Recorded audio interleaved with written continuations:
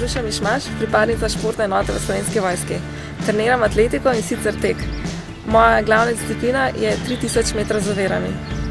Atletiko sem začela trenirati v 1. razredu osnovne šole. In sicer zato, ker je moja sošolka trenirala atletiko, pa moj brat, pa sem se še pridružila. Najprej smo trenirali vse discipline, mnogoboj, tekli smo krose. In na začetku niti nisem toliko uživala v atletiki. Trenirala sem bolj zaradi družbe in zato, da sem pač bila športno aktivna. Potem pa počasi sem postajala vedno boljša in začela vedno bolj uživati v samem teku in v tekmah. Začele so se mednarodne tekmovanja in to me je pritegalo noter. V moji paradni disciplini na 3000 metrov z zaprekami sem osvojila srebrno medaljo na Evropskem mladinskem prvenstvu leta 2013. Leta 2014 sem se uvrstila v finale članskega evropskega prvenstva.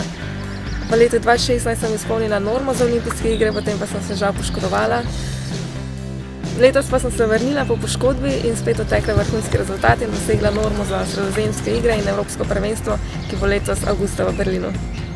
Ne tečem samo čez zapreke, rada tečem tudi ostale discipline in pa daljše cestne teke, naprimer 10 km na Ljubljanskem maratonu, kjer sem že 3-krat zmagala.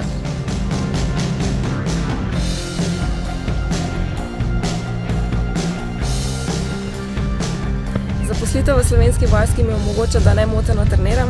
Ponosna sem, da sem pripadnica športne enote Slovenske vojske in da s svojimi rezultati promoviram Slovenijo.